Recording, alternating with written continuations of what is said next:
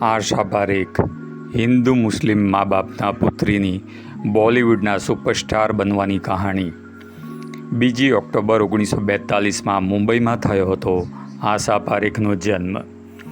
બોલિવૂડના ખ્યાતનામ અભિનેત્રીઓમાં સમાવિષ્ટ હિન્દુ મુસ્લિમ માતા પિતાના સંતાન છે આશા પારેખ. સેન્સર બોર્ડના તેઓ પ્રથમ મહિલા ચેરપર્સન હતા. અભિનેતા નાસિર હુસૈન સાથે પ્રેમ હોવાનું સ્વીકારી ચૂક્યા છે. લગ્ન સુધી પહોંચ્યા બાદ આજીવન અપરિણિત રહેવાનો નિર્ણય લીધો. એક એક્ટ્રેસ અને એક હિરોઈનમાં ફરક એ છે કે એક્ટ્રેસ પડદા પર કલ્પનાનો વિષય હોય છે, જ્યારે હિરોઈન તો દર્શકોના મનની કલ્પનાનો વિષય હોય છે.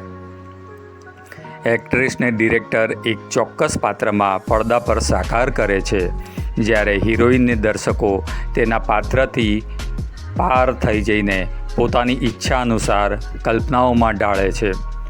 હિન્દી સિનેમામાં એવા બહુ જૂજ ફિલ્મ સ્ટાર છે જેનામાં એક્ટ્રેસ અને હિરોઈન બંનેનો જાદુ હોય. એવું એક નામ આશા પારેખ છે. જ્યુબિલી ગર્લ ઉપનામથી મશહૂર થયેલા આશા પારેખને તેમની કારકિર્દીની શરૂઆતમાં ગ્લેમરસ સ્ટાર તરીકે જ ગણવામાં આવ્યા હતા, પણ પાછળથી તેમણે પોતાને એક સારા એક્ટ્રેસ તરીકે સ્થાપિત કર્યા હતા. 2017માં 5મા પૂણે ઇન્ટરનેશનલ લિટરરી ફેસ્ટિવલમાં તેમણે કહ્યું હતું કે મારામાં એક ગ્લેમરસ હિરોઈન કરતાં પણ ઘણું બધું હતું. હું ઈચ્છતી હતી કે લોકોને તેની જાણ થાય. આશા પારેખને લોકો ભિન્ન રીતે ઓળખે છે. અમુક લોકો માટે તેઓ હિટ ફિલ્મો આપનારા સૌથી સફળ ફિલ્મ સ્ટાર છે. તેમણે 15 સુપર હિટ ફિલ્મો આપી છે. અમુક લોકો માટે તે ખૂબસૂરત હિરોઈન છે. તેમનું નામ મધુબાલા, મીના કુમારી, વહીદા રહેમાન અને સાયરા બાનુની સાથે લેવાય છે. અમુક લોકો માટે એકલા હાથે જીવન જીવનારી પ્રેરણા છે. લગ્ન કરવાની પૂરી તક હોવા છતાં આશાએ આજુબાજુમાં લગ્ન જીવનની વરવી અસલિયત જોઈને તેમણે સ્વતંત્રતાનું બલિદાન નહીં આપવાનું નક્કી કર્યું હતું. અમુક લોકો માટે તે સ્ત્રી સશક્તિકરણનું પ્રતીક છે. સેન્સર બોર્ડમાં તેઓ પ્રથમ મહિલા ચેરપર્સન હતા. તે સિને આર્ટિસ્ટ એસોસિએશનના અધ્યક્ષ હતા. હિન્દુ મુસ્લિમ પેરેન્ટ્સના સંતાન. 24 જાન્યુઆરી 1977ના રોજ ઓસ્ટ્રેલિયામાં પરફોર્મન્સ પહેલાં આજે તેઓ કલાભવન નામની ડાન્સ અકાદમી અને આશા પારેખ હોસ્પિટલનું સંચાલન કરી રહ્યા છે. હિન્દી સિનેમામાં જેને થોડો ઘણો પણ રસ હોય તેને એટલી તો ખબર પડે છે કે આશા પારેખની સિનેમા અને અંગત જિંદગી એક ફિલ્મી કહાણીથી જરાય કમ નથી. પહેલાં તો તેમના માતા પિતાનું જીવન જ સારું એવું નાટ્યાત્મક છે. આશા પારેખ હિન્દુ મુસ્લિમ માતા પિતાના સંતાન છે તેવું કદાચ આજની પેઢીને ખ્યાલ નહીં હોય, પરંતુ જૂની પેઢીના લોકોને ખબર જ હશે. તેમના પિતા પ્રાણલાલ ઉર્ફે બચુભાઈ મોતીલાલ પારેખ સૌરાષ્ટ્રના ભાવનગર નજીક આવેલા મહુવાના મૂળ વતની હતા. તેમના માતા ભાવનગરના સલમા ઇબ્રાહિમ લાકડાવાલા હતા. બચુભાઈ ચુસ્ત વૈષ્ણવ પરિવારના, જ્યારે તેમના પત્ની સલમા વહોરા મુસ્લિમ હતા. બંને પરિવારો મુંબઈના સાંતાક્રુઝ વિસ્તારમાં પાડોશી હતા. એમાં આંખો મળી શરૂઆત બચુભાઈએ કરી હતી. તે સલમાના બહેન ફિજા મારફતે પ્રેમપત્રો પહોંચાડતા હતા. સલમા ફર્ગ્યુસન કોલેજમાં ભણતા હતા ત્યારે બચુભાઈ ત્યાં ચક્કર મારતા. બંને પરિવારોને ખબર પડી એટલે બબાલ થઈ. સલમા 20 વર્ષના, બચુભાઈ 21 વર્ષના. બંને ભાગી ગયા અને 1 ઓગસ્ટ 1941માં કોર્ટ મેરેજ કરી લીધા. લગ્ન પછી સલમા ધર્મ પરિવર્તન કરીને સુધા બની ગયા. બચુભાઈ એક કેમિસ્ટની દુકાનમાં સેલ્સમેનનું કામ કરતા હતા ત્યારે પારેખ દંપતી સાંતાક્રુઝમાં એક પારસી પરિવારના બંગલા શિરીન વિલામાં ઉપલા માળે રહેતા હતા. ગ્રાઉન્ડ ફ્લોર કેરળના એક દંપતીને ભાડે આપેલો હતો. જીવનમાં આશા લઈને આવી હોવાથી આશા. 2 ઓક્ટોબર 1942ના રોજ આશા પારેખનો ત્યાં જન્મ થયો. 2 વર્ષ પછી 2 ઓક્ટોબર 1942ના રોજ આશા પારેખનો ત્યાં જન્મ થયો હતો. સલમા ઉર્ફે સુધાના માતા અસ્માબેન હજુ નારાજ હતા. તે પૌત્રીનું મોઢું જોવા તો ન આવ્યા, પણ કહેણ મોકલાવ્યું કે છોકરીનું નામ જુલેખા પાડશો તો ખુશી થશે.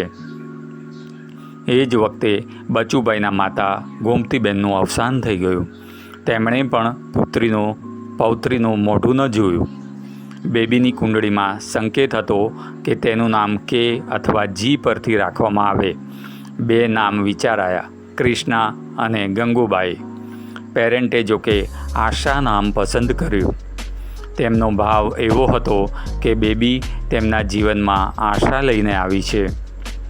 આશાનું સ્કૂલિંગ ફોર્ટ વિસ્તારમાં આવેલી JB પેટિટ સ્કૂલમાં થયું હતું.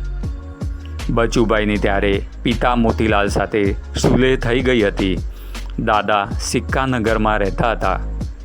ત્યાંથી સ્કૂલ નજીક પડે એટલે આશા દાદા પાસે રહીને ત્યાં જ અભ્યાસ કરી રહ્યા હતા. ત્યારે તેમની ઉંમર 8 વર્ષની હતી.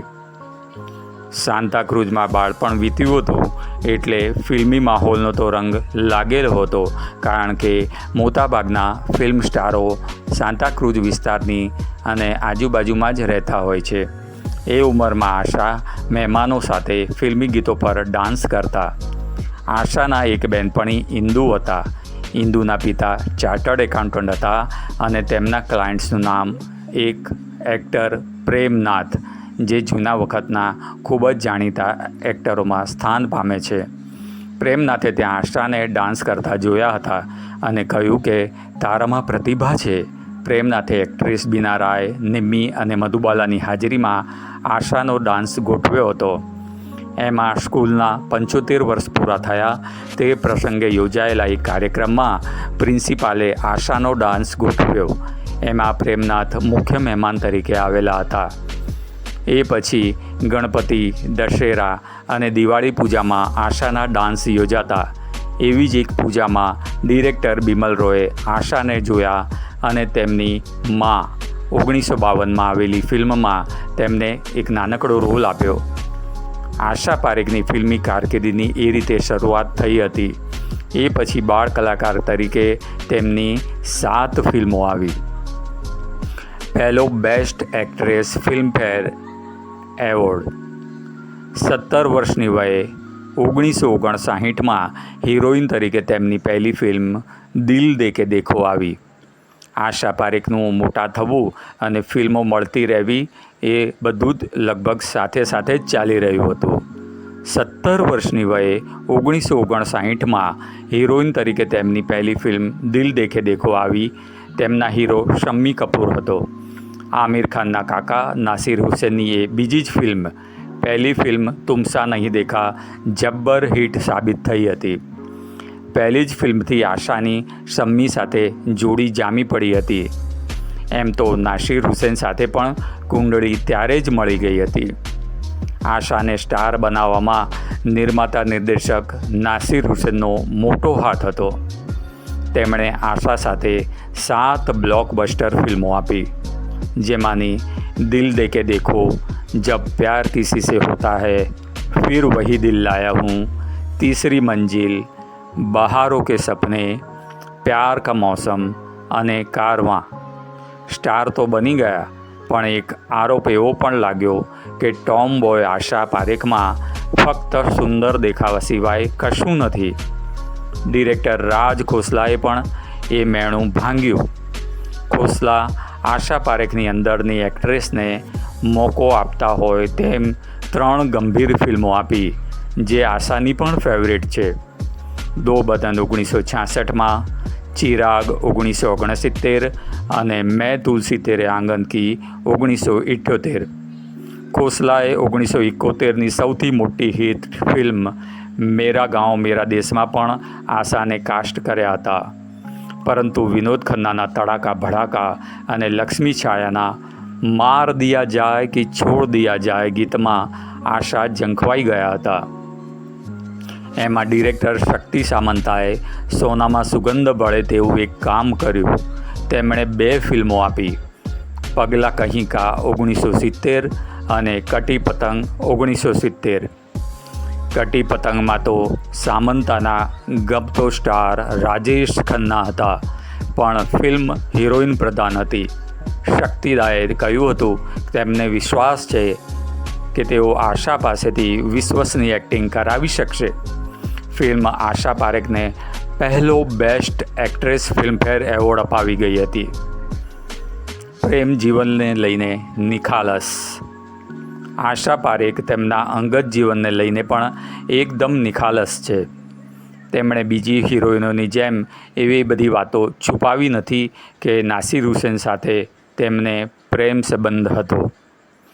તેમની આત્મકથા હિટ ગર્લમાં આશા લખે છે કે માએ એકવાર એને ફિલ્મમેકર નાસિર હુસૈન સાથે અફેરની અફવા અંગે પૂછ્યું અને આશા પારેખ પહેલી અને છેલ્લી વાર મા સામે જૂઠું બોલ્યા હતા. સુધા જ્યારે કેન્સરગ્રસ્ત હતા ત્યારે તેમણે મૃત્યુશૈયા પરથી શમ્મી પાસે ચિંતા વ્યક્ત કરેલી કે આશાની સંભાળ કોણ રાખશે. આશા પારેખે લગ્ન નથી કર્યા ત્યારે શમ્મીએ કહેલું, હું મરું ત્યાં સુધી આશાનું ધ્યાન રાખીશ. શમ્મીએ એ વચન નિભાવ્યું પણ હતું. વર્વ નામના એક ગ્લેમર સામાયિક સાથે ઇન્ટરવ્યૂમાં આશા પારેખે કહ્યું હતું કે હું નાસિર હુસૈનના પ્રેમમાં હતી, પણ મારે તેમનું ઘર ભાંગવું ન હતું અને બાળકોને આઘાત આપવો ન હતો, કારણ કે નાસિર હુસૈન પહેલેથી જ પરિણીત હતા અને બાળકોના પિતા હતા. તેમણે લગ્ન કરીને ઠરીઠામ થવાનું વિચાર્યું હતું, પણ નસીબમાં લખાયું નહોતું. તેઓ કહે છે, મને બીજા પુરુષો પણ મળતા હતા, પણ બધા સરખા જ હતા. હું જેમની સાથે કામ કરતી હતી તે બધા એક્ટરો કાછડી છૂટા હતા. હું અમેરિકાના એક પ્રોફેસર સાથે લગ્ન કરવા સુધી તો પહોંચી ગઈ હતી. હું એને મળવા પણ ગઈ હતી અને રાતે 2 વાગે કાફેમાં અચાનક તેણે મને કહ્યું કે મારે એક ગર્લફ્રેન્ડ છે અને તું વચ્ચે આવી ગઈ. આ સાંભળીને લગ્ન કરવામાંથી મેં હાથ જ ધોઈ નાખ્યા. મારી મા મારી કુંડળી બતાવતી તો બધા કહેતા કે મારા લગ્ન સફળ નહીં થાય. મને કાયમની નિરાશ થઈ ગઈ. મારી માએ પણ પછી મને પરણાવી દેવાનું સપનું જોવાનું બંધ કરી દીધું. સિંગલ રહેવાનો મારો નિર્ણય કદાચ સૌથી બેસ્ટ અને સાચો હતો. હવે એ રોમાન્સ પૂરો થઈ ગયો છે. આશા પારેખની બીજી નિખાલસ કબૂલાત તેમના ડિપ્રેશનને લઈને છે. આશા પારેખની બીજી નિખાલસ કબૂલાત તેમના ડિપ્રેશન લઈને તેમણે કરી હતી. એકલા રહેવું એ દેખાય છે એટલું સહેલું નથી હોતું. તેમણે કહ્યું હતું કે જીવનની એકલતા નામ અને દામ પર ક્યારેક તો ભારે પડી જ જાય છે. વિશેષ કરીને પેરેન્ટ્સના માતા પિતાના અવસાન પછી એકલતા ગાઢ બની ગઈ હતી. એક ઇન્ટરવ્યૂમાં તેઓ કહે છે, એ મારા ખરાબ દિવસો હતા. મેં પેરેન્ટ્સને ગુમાવ્યા હતા. હું સાવ જ એકલી હતી અને એકલા હાથે બધું સંભાળવાનું હતું.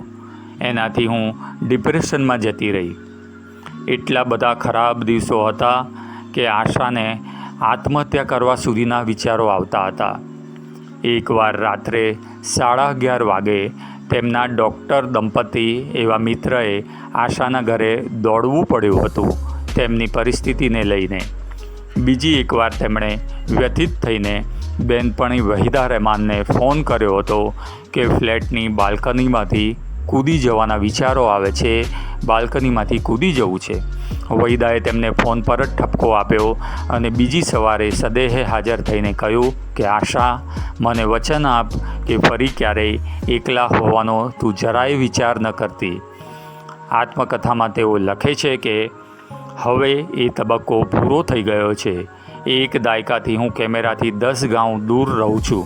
મારા માટે એક્ટિંગ કે ડિરેક્શન બધું પૂરું થઈ ગયું છે.